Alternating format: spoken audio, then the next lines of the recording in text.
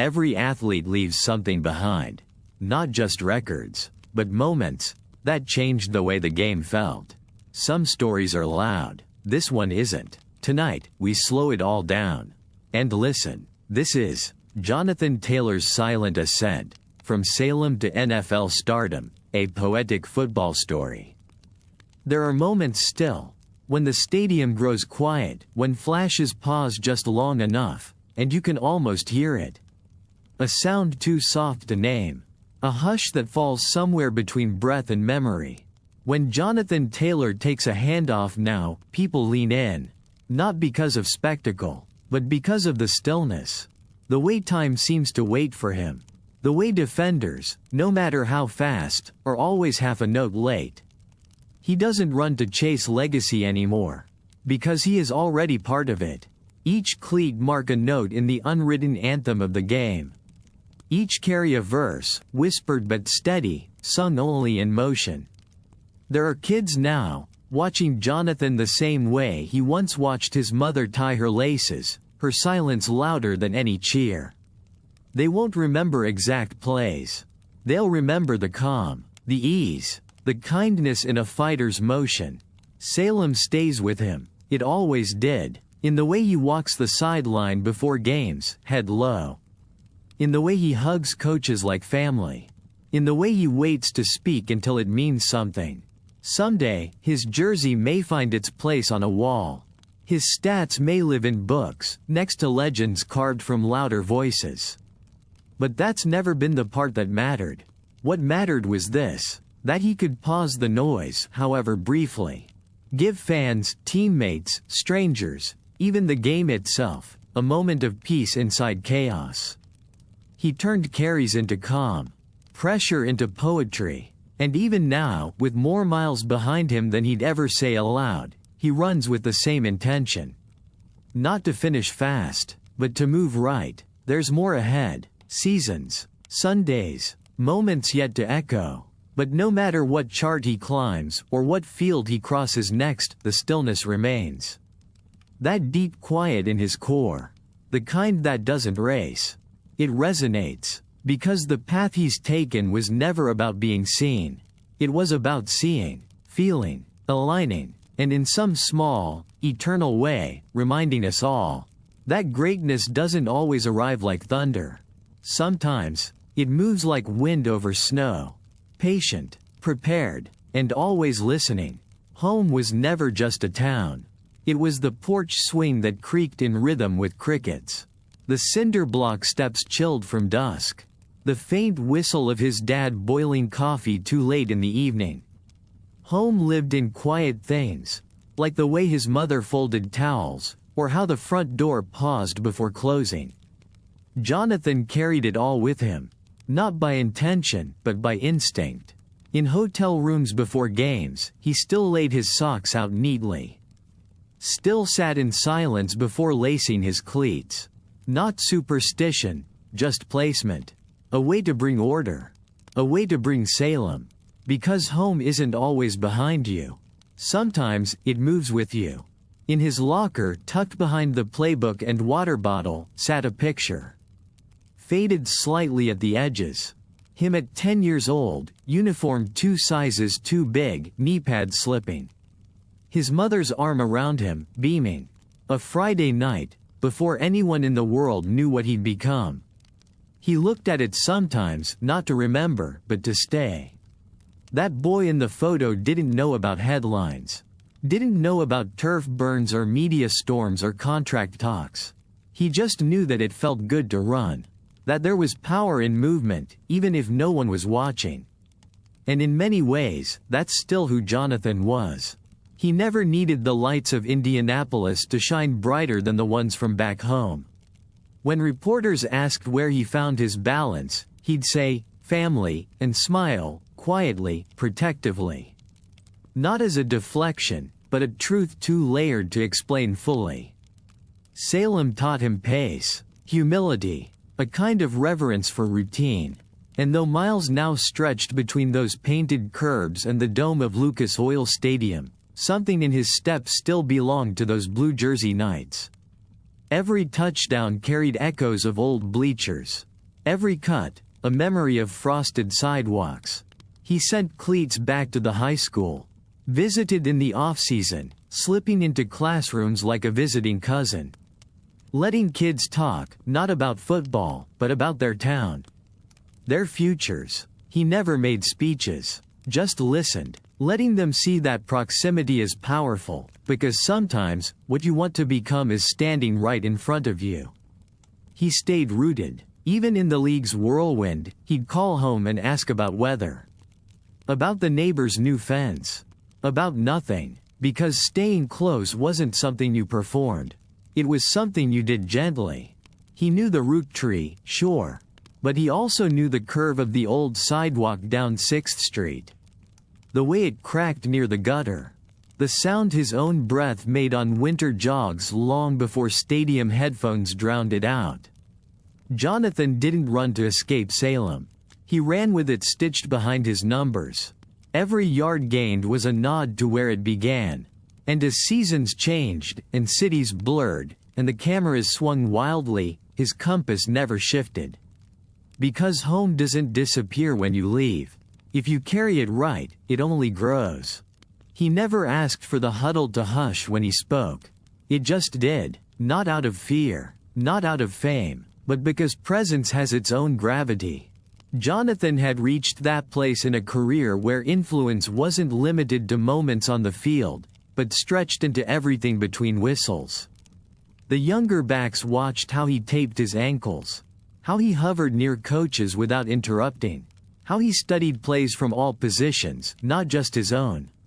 When the running back room grew quiet, it wasn't silence. It was learning. He didn't teach with speeches.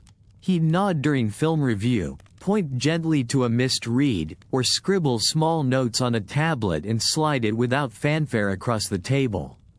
Rookie eyes followed him like compass needles, not lured by status, but by steadiness.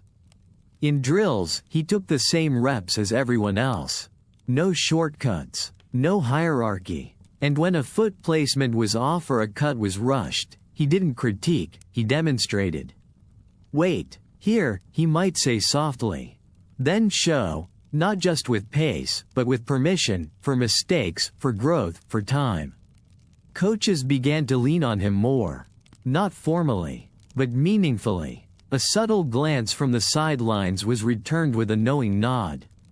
Play design meetings occasionally paused for his questions. He didn't overreach. He offered. And his questions weren't about making the play bigger. They were about making it right. What happens if the tackle pulls a step slower? What if the safety cheats the edge? Can this motion buy an extra second if the linebacker bites inside? Not theatrical, just thoughtful. During walkthroughs, he'd wait for everyone to finish before leaving. Always with a word for the scout team guys. Always thanking the linemen, even on bad days. He knew what it meant to feel unseen.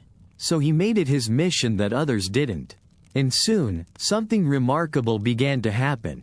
The team's pace mirrored his. Not just on handoffs, in meetings, on planes, around locker room corners, where loose threads of chemistry are sewn into something real. He wasn't their leader by title. He didn't need it. He was a lighthouse, steady, grounded, not moving toward the storm, but guiding others through it. One day in practice, a rookie fumbled during a simple exchange. The field fell into quiet tension. Jonathan picked up the ball, handed it back gently. "Let's get it again," he said. Nothing more, but the weight of it carried. Because sometimes the loudest voice in the room is the one that doesn't raise itself. And somewhere in the space between plays, the team started moving not because of him, but with him. October drifted in like a deep breath, steady, cooling, filled with quiet promise. Jonathan didn't make an entrance. He eased into the season. First in pads, then in drills, then in minutes scattered across hesitant quarters. The ball came sparingly, and when it did, it wasn't thunder. Not yet. More like a distant roll, reminding the league whose rhythm they'd missed. There was a moment, though, week 6. 3rd and long. Defense pressing. He took a handoff they didn't expect.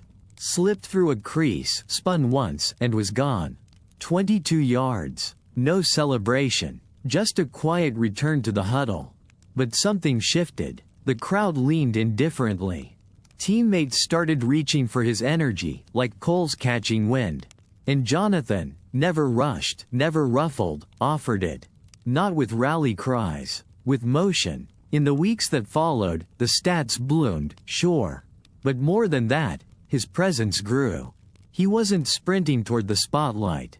He was lighting the path.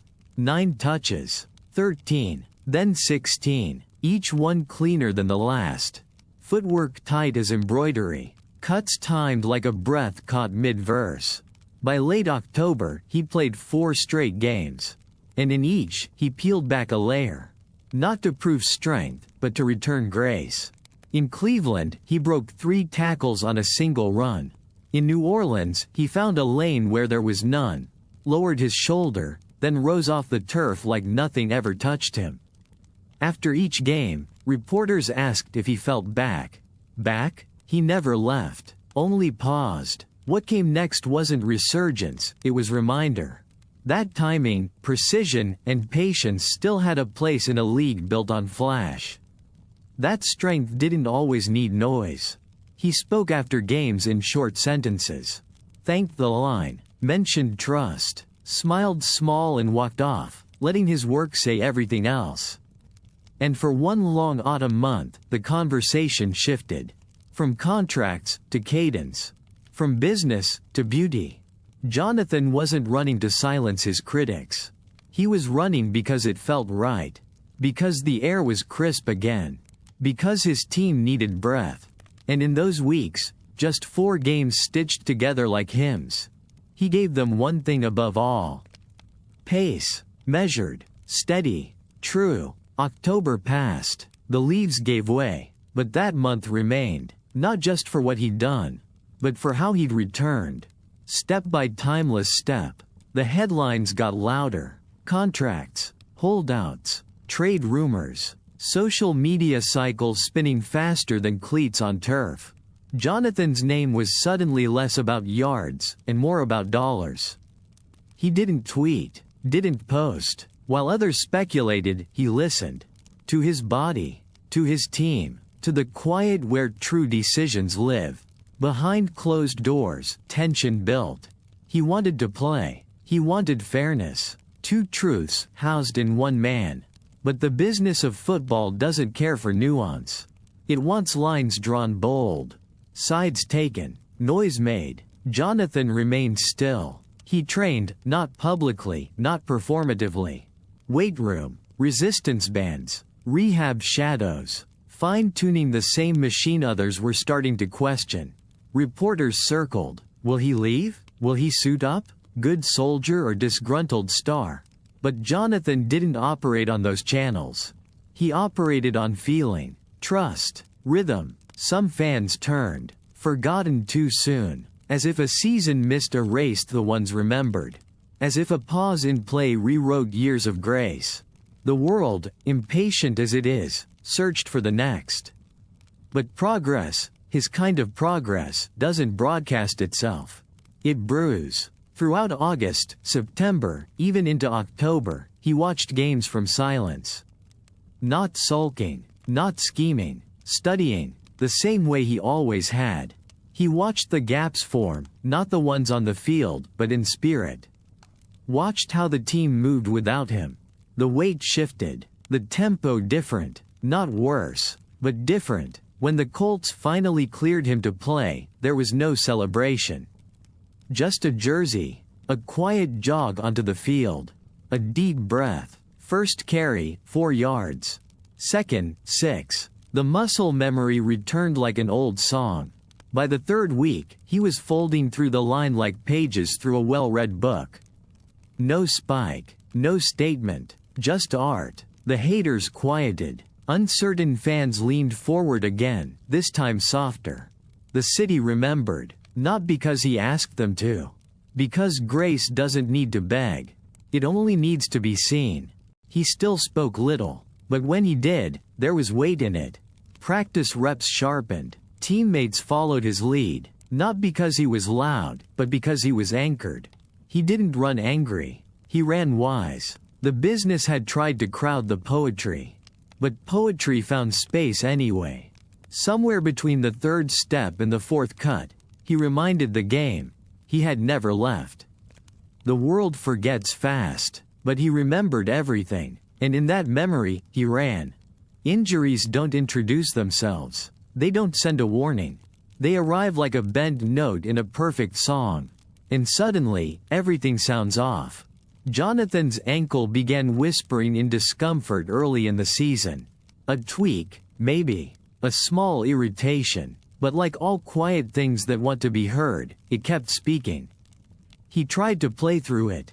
Of course he did. Straps, tape, grit. But eventually, the rhythm was off. The flow had a hitch.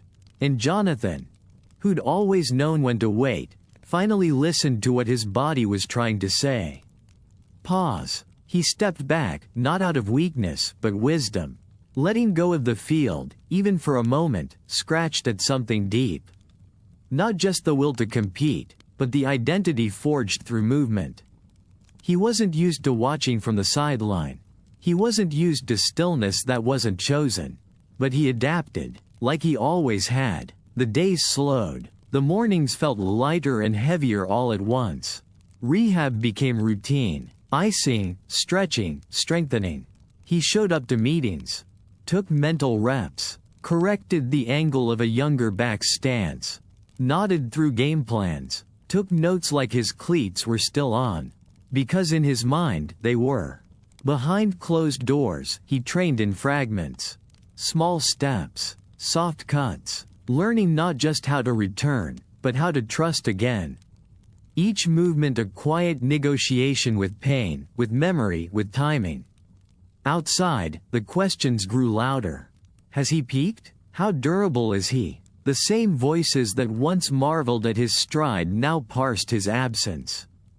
Jonathan didn't argue, didn't posture. He just kept working. He read more. Breathing exercises became habit. He watched tape not just of what he used to do, but of how differently the offense moved when he wasn't in it. He saw the space that vanished in his absence. Not as an ego stroke, but as a responsibility. His teammates visited him during lifts. Coaches texted with quiet encouragement. And still, he gave more than he took, presence, even off the field. He smiled, but it was a quieter smile. The kind shaped by learning, by loss, by understanding that even grace needs mending. Near the end of the season, there were whispers of a return. He nodded, not with impatience, but with readiness. But the team, out of contention, made a different decision. He was placed on injured reserve. And sometimes, the hardest decision is to not make the next run, but to protect the one after it. Jonathan accepted it. No bitterness, no bravado, just resolve, because the game had always felt sacred to him. And even sacred things can be paused for healing. He wasn't gone. He was growing, in new muscles, in new awareness, and somewhere in the quiet, he heard it again. The season may have ended, but his story had not. In his second year, he didn't need to prove anything. But something inside him still moved like a song with a verse left unwritten. The first carry of the season felt no different, simple, clean, 5 yards. But soon, the ordinary began to shimmer. Defenders who clogged the lanes found themselves out of step. Angles broke, tackles slipped, and without warning, Jonathan began composing one of the most elegant years a running back had delivered in decades. By mid-season, they weren't guessing anymore. They knew. He didn't explode through gaps, he exhaled into them. Letting each crease find its width. Letting time do what it does best. Reveal what was already there.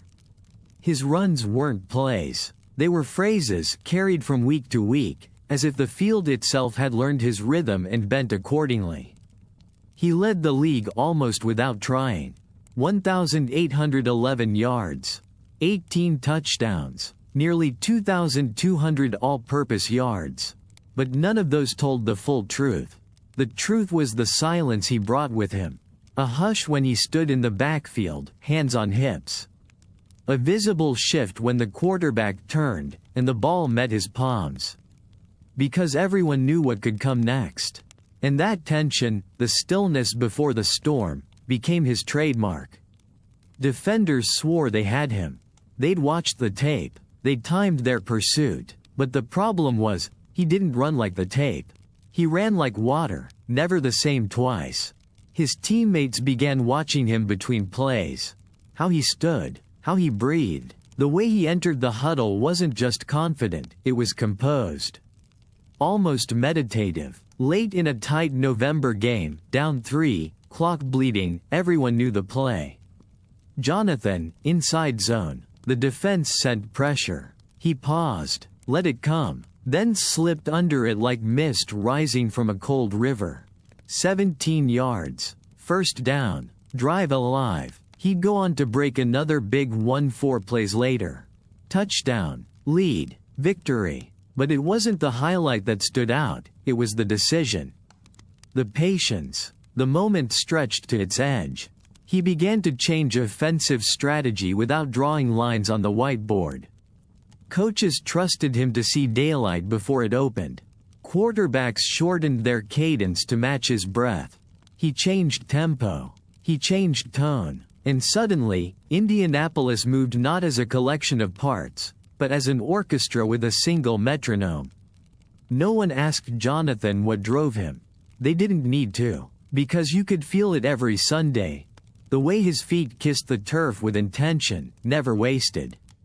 He helped the Colts stay steady when other teams stumbled. And though MVP conversations floated by him without attachment, those who understood the game knew. What he did couldn't be mimicked. He wasn't just running, he was sculpting, in cutbacks, in patience, in balance. And even as accolades piled and praise found its way to his voicemail, Jonathan remained unchanged. Always the last out of the locker room. Always quick to credit linemen, trainers, film assistants. Always returning to the playbook, not to reaffirm, but to refine. Because to him, perfection didn't live in headlines. It lived inside the act itself. One step behind the block. One heartbeat ahead of doubt. And through it all, he kept running. Grateful, focused, and quietly building something time can't take. The NFL doesn't open doors gently. It tests them, slams them, asks you if you're ready before you've even finished warming up. Jonathan's first season began with skepticism curled into headlines. Too quiet, too slow. Could he handle the physicality? Could his poetic pacing survive the violence of Sundays? He heard the noise but didn't echo it. He kept to what he knew: study, reps, rhythm. The first few weeks, uneven. Not poor, just not polished. The handoffs didn't glide. The vision felt clouded. Sometimes the creases closed too fast. Sometimes the feet moved before the mind. Critics stirred. Can he carry the load? Is he just another college star learning he's not immortal? Meanwhile, Jonathan ran in silence. Humbled, but not discouraged. He watched film late, not as punishment, but as pilgrimage. He texted linemen to ask about looks they saw. He replayed small clips of his mistakes, not to criticize, but to locate the pulse beneath them. By mid-season, the lessons began to bloom. Not in grand games or highlight reels, but in the spaces between. He started finding 5 yards where there had been none. He stopped rushing into the gap. And waited, as he always had, for the moment to invite him. Against Green Bay, something shifted. He moved with more conviction. No longer hesitating, just breathing and flowing. Then came December. Over 250 yards and 2 touchdowns in a single game. Not explosive, but inevitable. As if the game had caught up to the tempo he'd always known. And was now moving to his rhythm. He gained trust. The ball found him more often. The huddle grew quieter when he spoke, even softly. Veterans nodded. Coaches leaned in. In a year filled with upheaval and echoes of doubt, He finished with over 1,100 yards. Third among rookies, and still, somehow, overlooked. Yet, unlike others, he didn't stake his claim by demanding attention. He made his case in the way defenders began to slow when he had the ball. The way teammates stood taller knowing number 28 was behind them. The way the Colts' offense began to organize itself, not around action, but around presence. He wasn't flashy. He was foundational, a current beneath the playbook. And as the season ended, journalists looked back, puzzled. How had this quiet runner carved such a loud mark? Because they hadn't been listening. Not to his voice, to his steps. He never needed to declare himself. He just waited, learned, moved, and when the cold wind of winter circled the league with its annual questions. Who's next? Who's real? Jonathan Taylor stood where he always had. Centered, steady, and already one step ahead. The draft came and went, headlines pairing names and cities like dance cards at a ball. Jonathan wasn't chosen in the first round. He didn't expect to be. His gifts weren't the kind that jump off a screen, they unfold. Slowly, deeply, the Indianapolis Colts took him in the second. Quietly. No parade, no primetime spotlight, just a phone call, a thank you, a breath, blue, white, horseshoe, a city that knew history yet still searched for identity. A former home of titans, now whispering for the next. Jonathan arrived not as a savior, but as a shadow. Falling in step behind veterans. Toting his bag with modest hands. The media called him humble, because that's what they call players who speak softly with open eyes. But humility wasn't armor for him. It was home. In the fading August heat, he walked the practice field for the first time, turf beneath his cleats, air thick with uncertainty. He didn't seek validation, just footing. The NFL was faster, sharper, timing was tighter, windows thinner, mistakes watched by millions. He studied, again, footnotes on formations, clip notes on cadence. He listened to assistant coaches like professors. Replayed footage at half speed. Because the game still spoke. And he refused to talk over it. When early practices brought stumbles, headlines sharpened.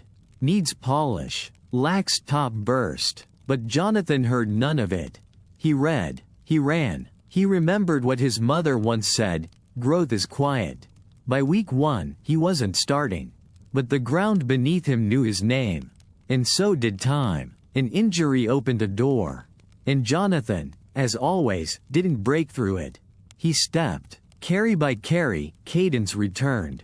He leaned on patience rather than panic. Trusted the holes. Trusted himself. Not to impress, but to align. He ran for 101 yards one week. A casual 90 the next. Not enough to make headlines. But enough for teammates to start watching extra film of him. Defensive players said it first. He waits just long enough. Analysts noticed later. His tempo's uncommon. He wasn't here to chase numbers. He was here to bring rhythm back to an offense searching for sound. In the film room, coaches began slowing down his runs to study. Not because he was flashy, but because he was right. The right cut, the right lane, the right breath. He moved the way dusk settles, not announced, but undeniable. Fans didn't chant at first. But they noticed the chains kept moving. 6 yards, 8, 12, first down. And above it all, a quiet began to build. Not silence, respect, no dances in the end zone. Just a nod to the lineman.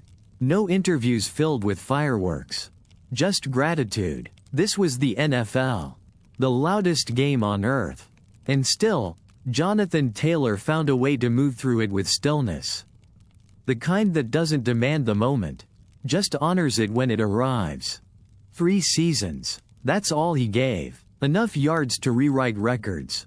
Enough moments to stir echoes. Enough grace to feel like he might stay forever. But forever isn't promised. And Jonathan had never been the type to linger out of fear. He sat with the decision quietly, long before the headlines, long before the conversations turned public. A question woven between breaths. Was it time? He thought about legacy, about impact, about the difference between what's left behind and what propels you forward. He didn't rush. He journaled. He spoke softly with his coaches. He went home, let the familiar walls of his childhood offer clarity where the world couldn't. The NFL, it loomed, loud and chaotic. A place where stories changed daily. Where patience wasn't always welcomed. Where stillness was rarely understood. But Jonathan didn't fear it.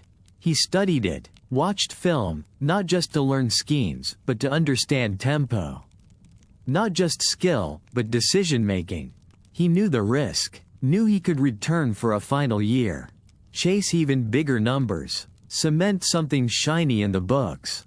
But greatness, true greatness, isn't about holding on. It's about knowing when to release your grip. He met quietly with his head coach, thanked him. There were no dramatic pauses, no swells of music in the background. Just respect exchanged in the hallway of a program he'd helped elevate. Soon after, the announcement came. Declaring for the 2020 NFL Draft. A headline for some, a confirmation for those who'd paid attention. He left not with a bang, but with a trail of consistency and grace that couldn't be erased. No farewell videos, no curated montages, just a letter of thanks. To his teammates, to the staff, to those who had run beside him in anything but numbers. He wasn't stepping away from something. He was stepping towards something else. A new test, a new tempo. There would be doubts, questions. Would his quiet work in the loudest league? Would his rhythm translate against men who had hunted this game for years? He didn't answer them aloud. He trained, with intention, with silence, with that same sense of time he'd always trusted. He wasn't entering the draft as a highlight reel. He was entering as a student of motion, a believer in balance. A runner who didn't just blast through lines, but who listened to them. The draft would bring uncertainty, media noise, days of waiting, but Jonathan had already made the most important decision. To close a chapter without smudging the page. To move forward, not for riches, not for fame, but because the next step had arrived. And he was ready, not in the way others hoped to be, but in a way all his own. Quiet, grounded, like breath before the sprint. Wisconsin kept its records like heirlooms. Ron Dayne's name sat atop many of them, weighty, mythic. His numbers weren't just tallied, they were remembered. Whispered through fall winds like scripture. 4 years of thunderstep running, enshrined in NCAA history. Until Jonathan, he didn't arrive to dethrone. There was no ceremony, no declarations, just handoffs and silence. Yards began to gather like falling leaves. One season, then another, each one written with patience, not haste. Over 1,900 as a freshman, nearly the same as a sophomore. Then more, and still more. Touchdown totals climbed, all-purpose contributions overflowed, until, one mid-season afternoon in his junior year, a long run down the left sideline, untouched, almost unnoticed, shifted something. When he jogged back to the sideline, carrying the ball as if it were still mid-drive, they told him. He had passed Ron Dayne. Most career rushing yards before a senior season. Most 200-yard games in program history. By then, it wasn't just what he'd done, but how. No spike, no stage pose. He nodded, took a seat, reviewed the last series quietly with a coach. Because to Jonathan, breaking records wasn't a moment. It was the result of many. Morning lifts when no one watched. Repetitions in snow-wrapped practices. Footwork drills in empty hallways. He didn't chase milestones. He met them while chasing rhythm. And still, he spoke only of the team. Of linemen. Of the trust required to move as one unit. He named others before himself. Always. But the history books adjusted. Wisconsin had known excellence before. Backs who ran with fury, with charisma, with spotlight. Jonathan ran with devotion. He honored the program not through celebration, but through stewardship. Carrying the ball as if every yard had to be earned again and again. Opposing coaches praised him. Commentators calmed their tone when replaying his scores. Awed by the grace, not just the gain. He didn't seek fandom, but fans followed, like pages to a poet. Back in Salem, old neighbors clipped articles, watched highlights with quiet pride. His high school coaches nodded gently, saying little but knowing everything. It wasn't just what he had achieved. It was what he stood for while achieving it. Jonathan had become more than a runner. He had become an echo, carried from old names and passed gently into new ones. A reminder that greatness doesn't blaze down the path. It walks beside it, and sometimes surpasses it in silence.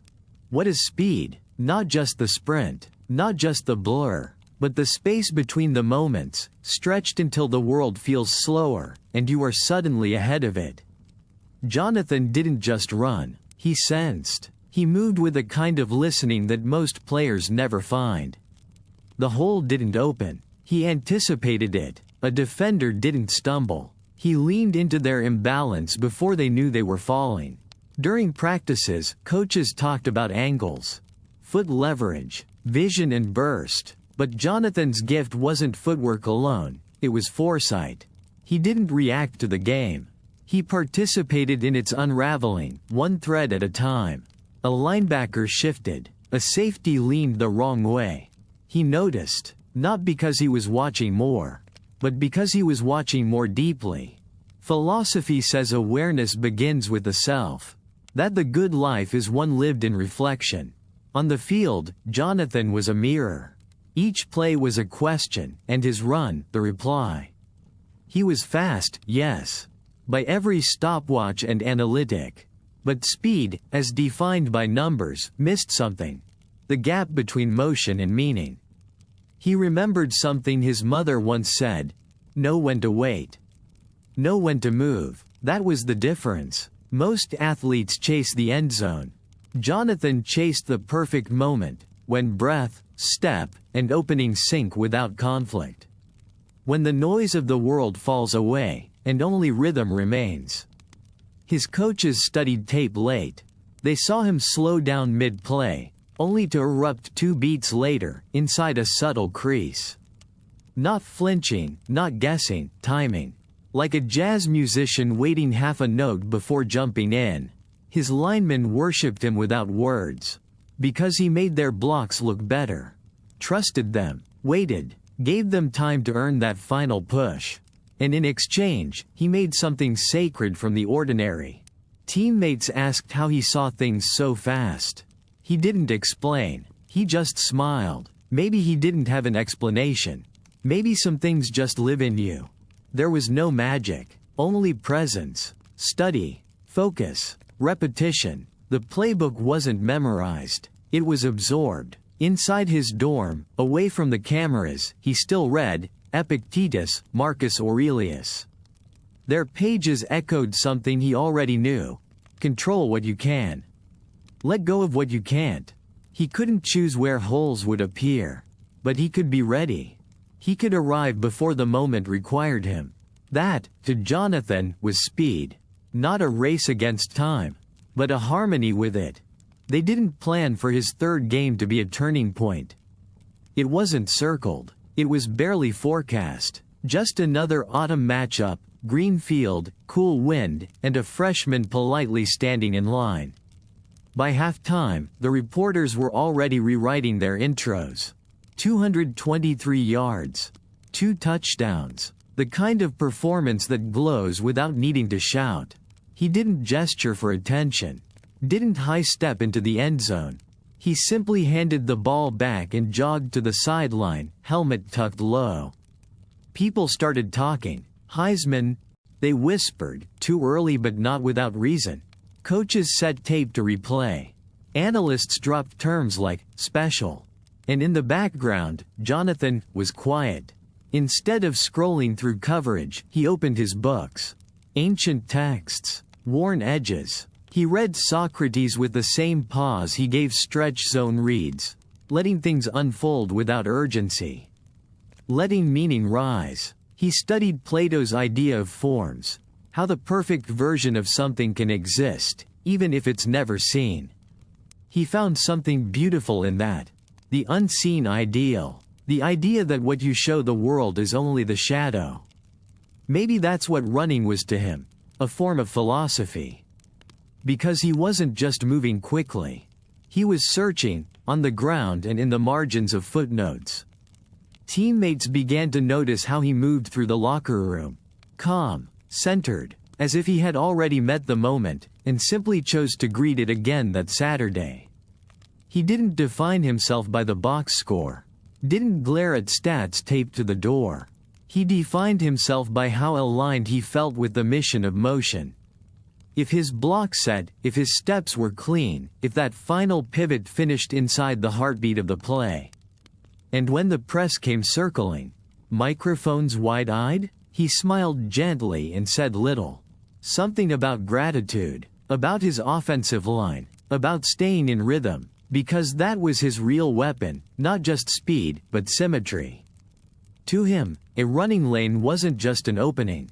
It was a conversation, a question asked by the defense, answered one cut at a time.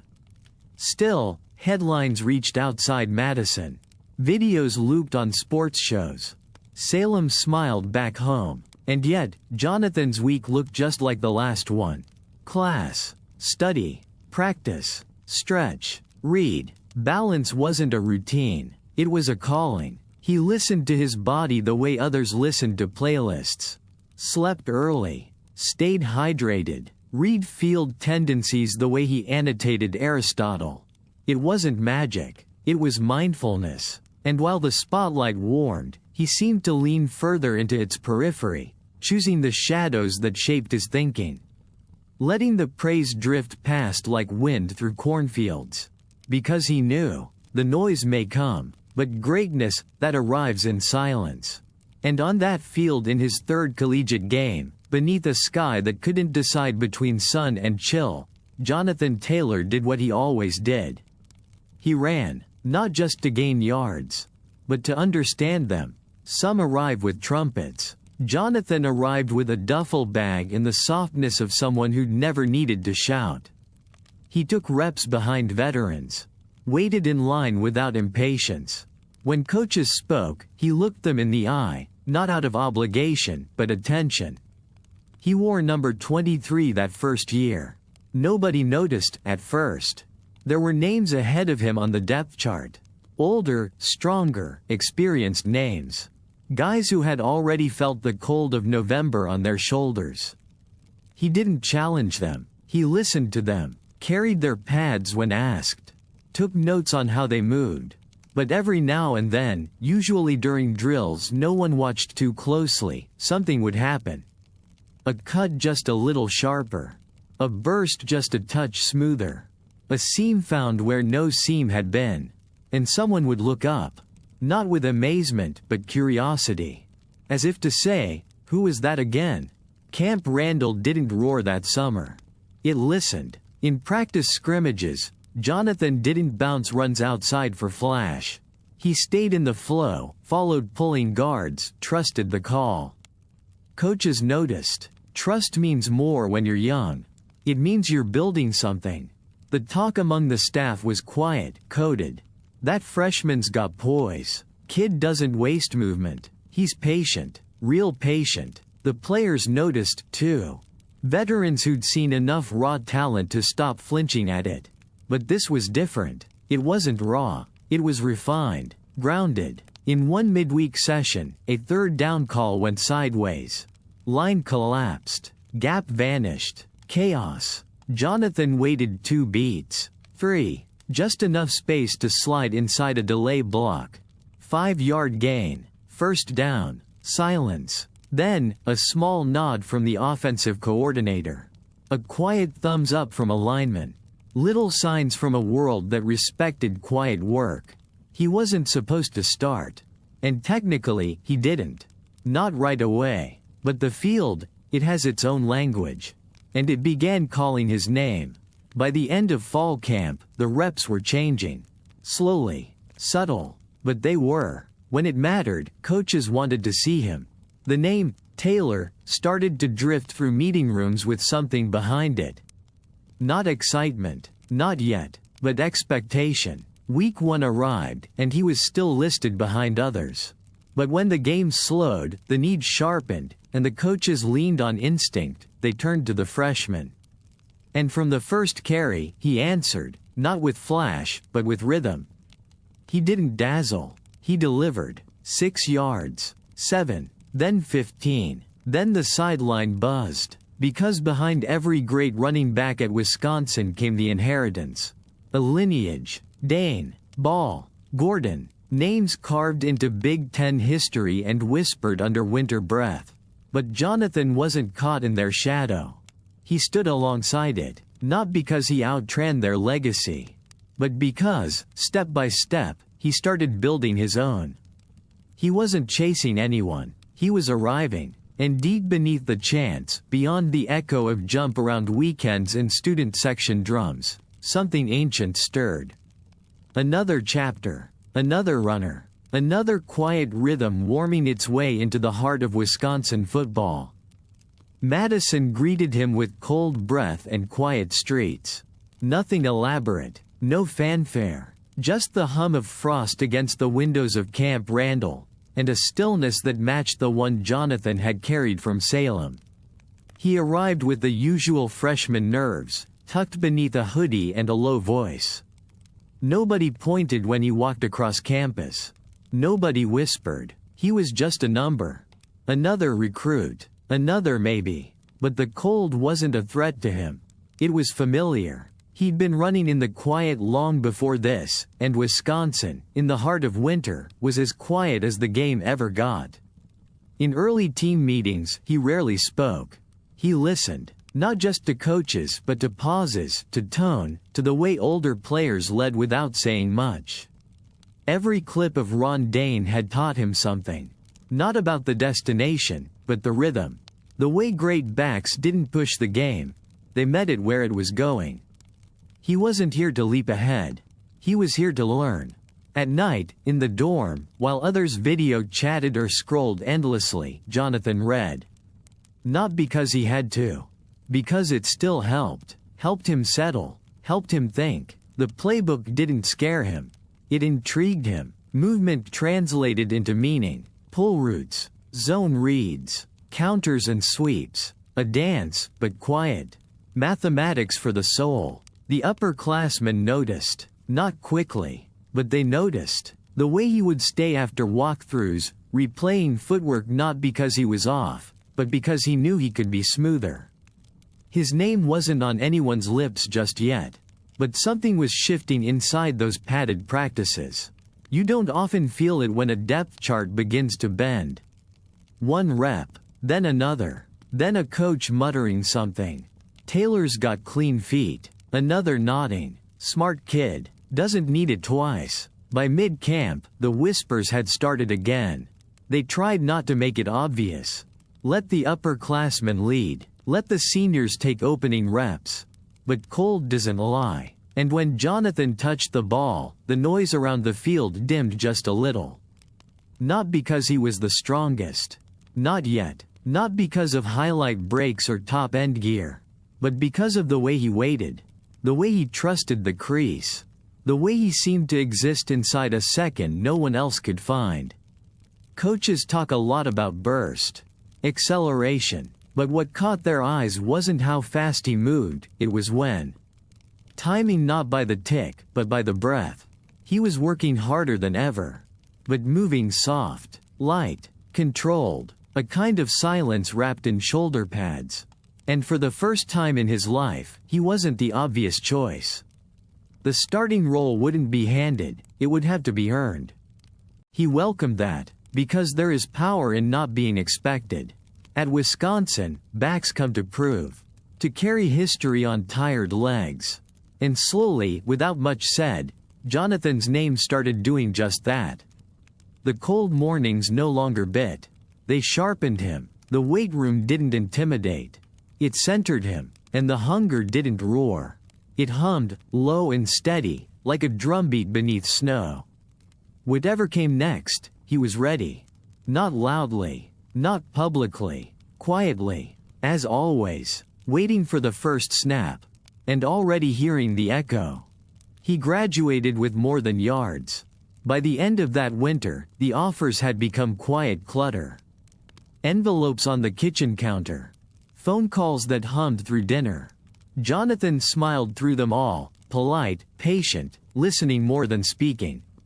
Rutgers felt close, local. His family could drive. His coaches could still see him. It was the logical step, and logic had always felt steady beneath his feet.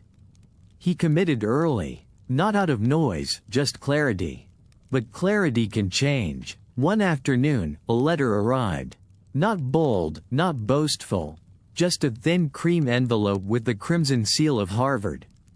Its weight was lighter than the others, but inside, something almost invisible began to tip.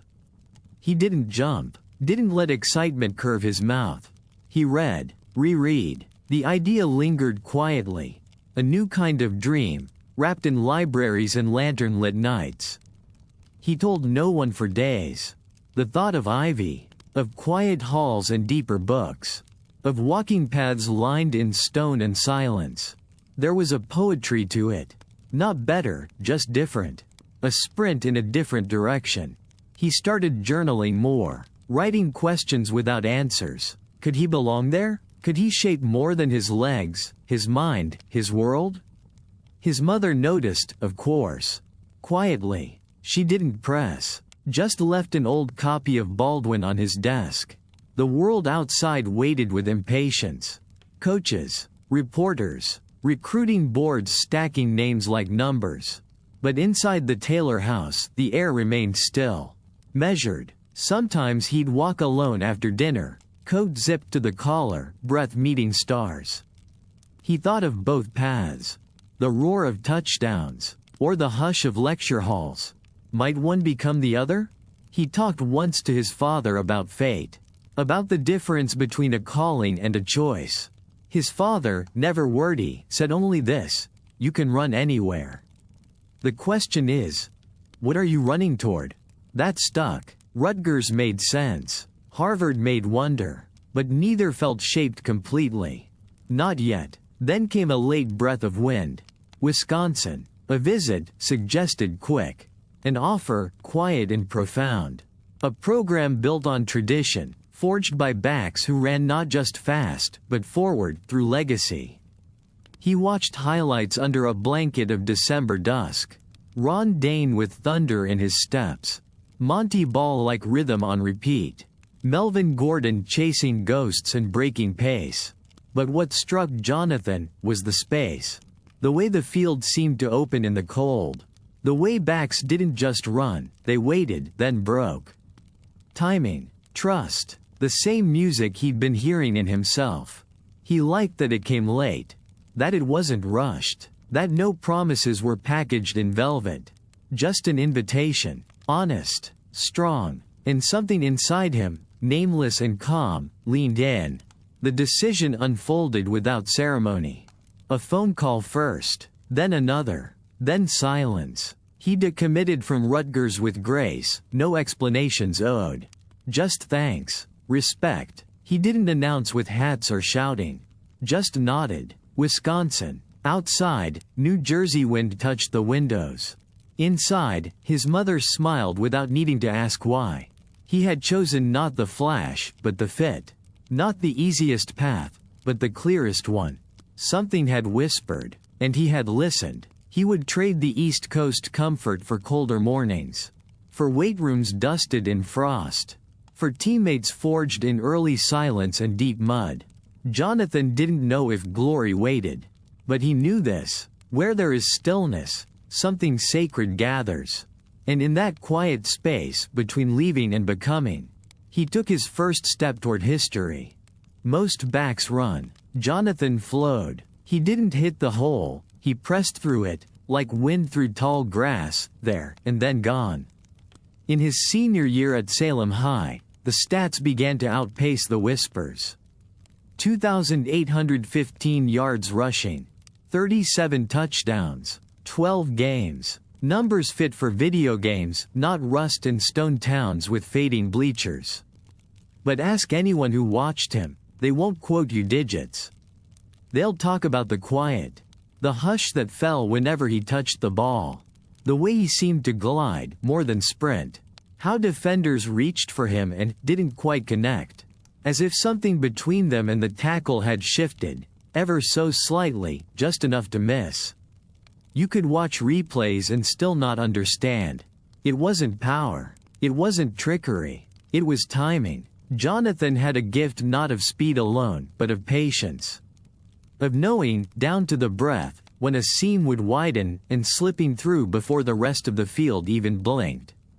One game, he ran for 362 yards before some fans had even sat down. Another, he took the first snap of the second half and ran untouched through 6 would-be tacklers, not juking, not ducking, just existing in a space they couldn't find. Coaches used to say he had great vision, but it was more than that. It was sense, like a composer knowing where the next note belonged, and playing it not a second late. Not a second early. The press tried to catch up. A few local stories. A video clip that made its way to forums and inboxes.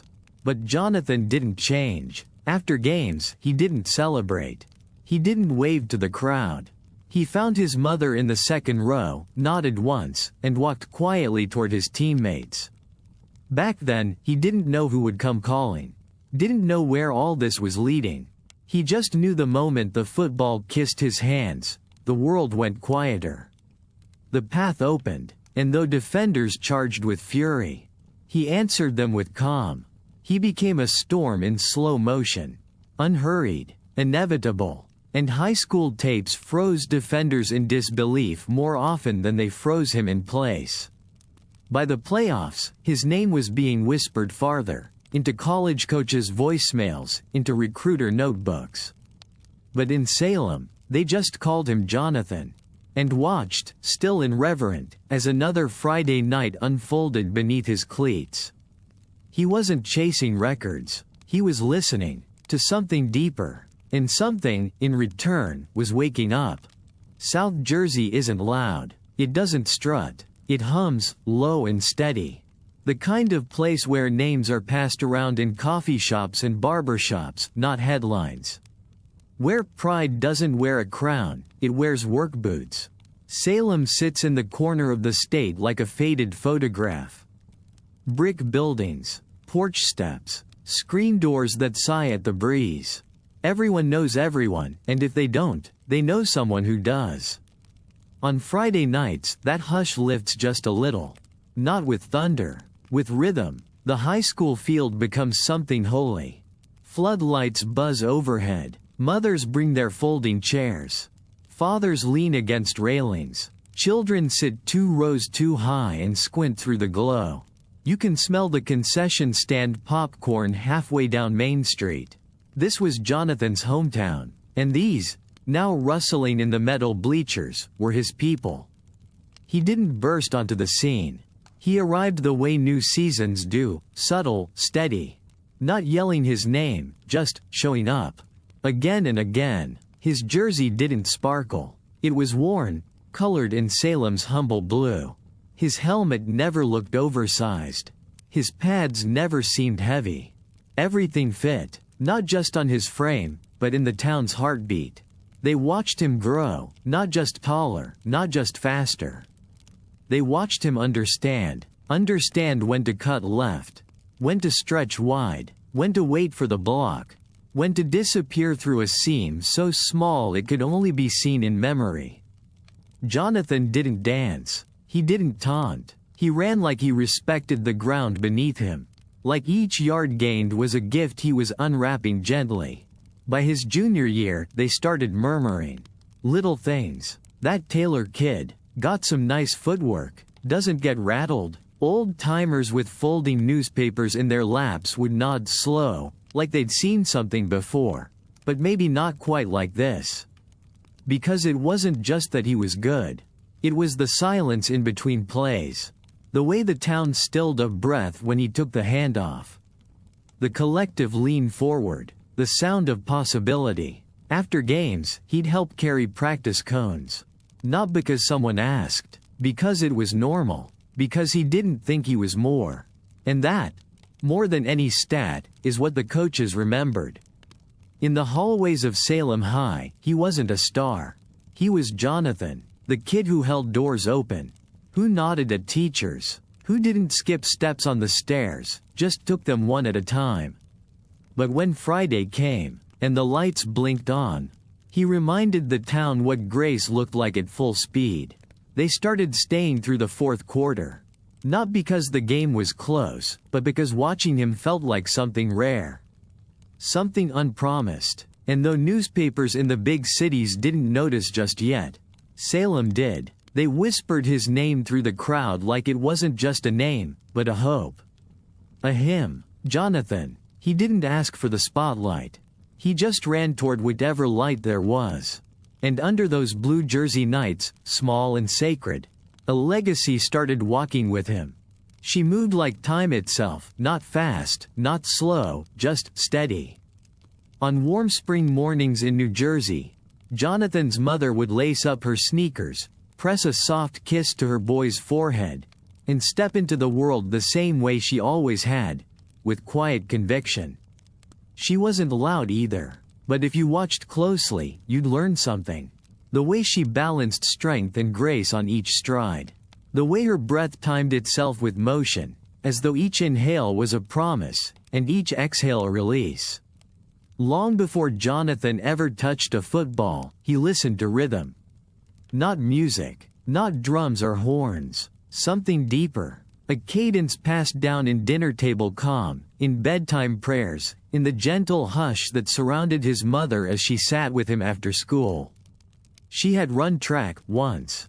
The kind of runner who knew exactly when to hold back, and when to vanish from the competition. A sprinter, yes, but also a still water that moved when the time was right. He learned stillness from her. The kind that holds instead of hides. The kind that doesn't just wait, but listens. Sometimes, while friends played outside, Jonathan would sit in the doorway, watching his mother journal. She didn't press him to talk. Didn't tell him who to be. She just offered presence. And somehow, that was enough.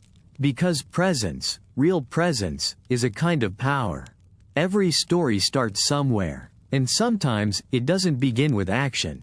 It begins with attention. With noticing, with the sound your breath makes when the house is quiet. It begins with mornings where the sun climbs slow. With afternoons spent listening to the wind speak through the tall grass. With questions you don't have to answer yet. Jonathan learned patience from the way his mother never hurried him. He learned focus from her hands, steady as she folded clothes, stirred soup, tied her laces before a jog. There was no playbook in their house. No blueprint for greatness. Only a way of being. It looked like respect. It sounded like trust. It felt like home. His father, too, moved differently. A former athlete himself. Stoic, structured, but never stern. In his eyes, if you looked past the day's wait, you'd see admiration. For his son, yes, but perhaps more for the journey Jonathan had just barely begun. They didn't teach by telling. They taught by example. Consistency was the rule. Kindness was currency. And speed? Speed was not how fast you moved, but how present you could stay. In that quiet house of movement and manners, Jonathan was learning something more valuable than playbooks could offer. He was learning how to carry silence with strength. He was learning that greatness doesn't begin with ambition. It begins with attention to detail. With showing up. With tying your shoes with care, not haste. With listening fully, without waiting to speak. In the still corners of that house, where sneakers dried near the vent and family photos blinked with dust-speckled smiles, the foundation was being poured. Not of an athlete, of a human. Wisdom blooms in slow places. under roofs that listen, in rooms that forgive. And as Jonathan kept growing, inch by inch, day by slow day, the echo of his mother's quiet pride wrapped itself around him like a promise no one had to speak aloud. You are seen. You are enough. Run, if it feels right. Rest, if it does not. One day, the stadiums would come. But first, he had to inherit the silence. A gentle snow falls across Salem, New Jersey. Not the heavy kind, the soft kind, the kind that makes streetlights glow a little warmer. The kind that hushes the world, just enough to hear what lies beneath. Somewhere out there, between faded sidewalks and frost-laced porches, a boy is running. Not toward a goal, not away from anything, just running. His breath curls behind him like ribbon. Footsteps muffled in snow. There are no spectators, no scoreboard, just a single warm light in the house he left behind, and the long, quiet road ahead. They say every legend begins with a spark. But sometimes, it begins with stillness. With winter's hush. With a heartbeat chasing something it can't name yet. He wasn't the loudest kid in Salem. He didn't demand attention. He didn't ask. He simply existed, like the river at the edge of town. Always there. Always moving, even when it looked still. His name was Jonathan. But back then, even the wind hadn't caught it yet. Salem doesn't boast. It remembers. It leans into its stories, keeps them close. On this night, as the snow keeps falling, the air seems to hold its breath. Somewhere, a porch light flickers. Down the road, that boy, maybe 8, maybe 9, leans forward just a little, picks up speed. There's something in the way he moves. He doesn't pump his arms in fury. His feet don't pound the pavement. It's like he's listening to something distant. Something inside. Why would a child run like that? Why would a child look like he already knows? He isn't chasing anything visible. But something's chasing him. Not danger, not fear. Something deeper. Possibility. Out here, under the dim hush of the early evening sky, Jonathan Taylor was making his first decision. To run, not for points, but for peace. To run, not to escape, but to arrive. Sometimes, the future doesn't explode into view.